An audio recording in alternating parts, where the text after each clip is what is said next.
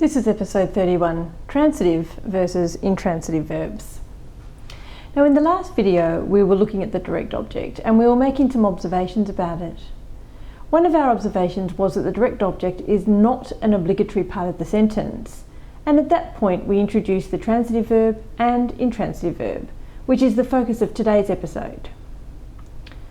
So I did mention that the distinction between the transitive verb and the intransitive verb is that the transitive verb takes an object and that the intransitive verb does not. But I'm going to write that down very clearly now to remove any confusion.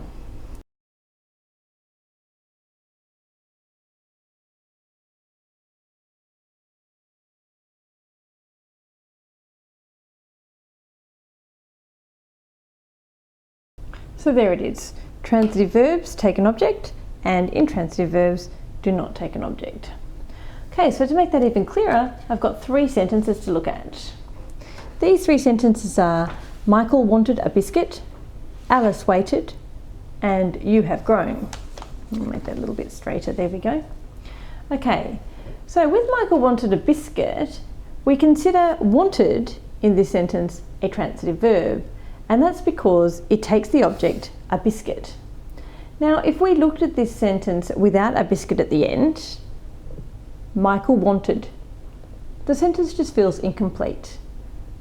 What did he want? It's not a complete sentence, and therefore it needs an object, a biscuit. Wanted, therefore, is a transitive verb. Without an object, the sentence that the verb is in is unfinished. How about Alice waited? Now, this doesn't need anything more to finish the sentence. I can extend the sentence.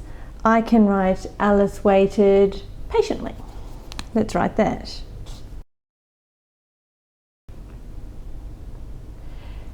The question we have to ask ourselves here is whether patiently is an object.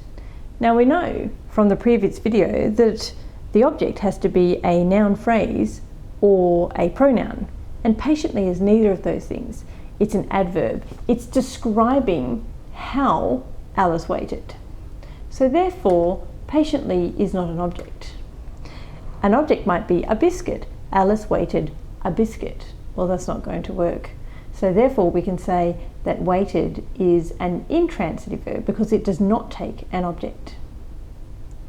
Many verbs, however, can be both transitive and intransitive. And that is that they can both take an object and they can also not take an object, depending on the context of the sentence. And either way it will be complete.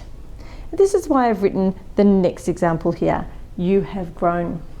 In this instance, you have grown is an intransitive verb. This is a complete sentence. I can say this to my son. I can say, oh look, you've grown. I can even say, you've grown so much, describing how much he's grown. But either way, there is no object in this sentence. However, I might be able to say, you have grown an apple tree in your backyard. Now in this sentence, you have grown or have grown is now a transitive verb. Okay, it is taking an apple tree as its object. Be careful though, because as we mentioned earlier, just because something follows a verb, just like patiently above, it doesn't mean that that's an object and therefore the verb is transitive. I could also write here, you have grown most uncommonly fat.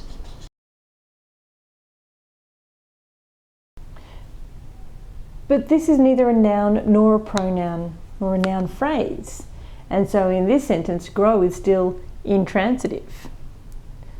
So in these two examples, you have grown is intransitive, you have grown an apple tree is transitive, and you have grown most uncommonly fat is once again intransitive. So as you can hopefully see, the direct object and the verb classification are inextricably linked. In order to recognize the verb classification, we need to be able to recognize a direct object. But sometimes it works the other way around. We can look at the sentence, we waited for my sister, for example. Let's write that one down.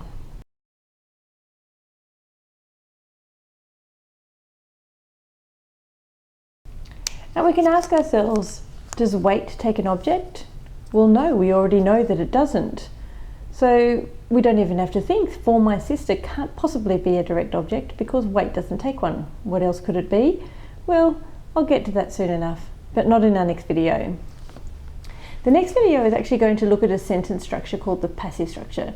It's not a function of a sentence, it's actually a sentence type, but it's a structure where we can turn our direct object into the subject of the sentence, and this will provide us with yet another way to help us identify the direct object.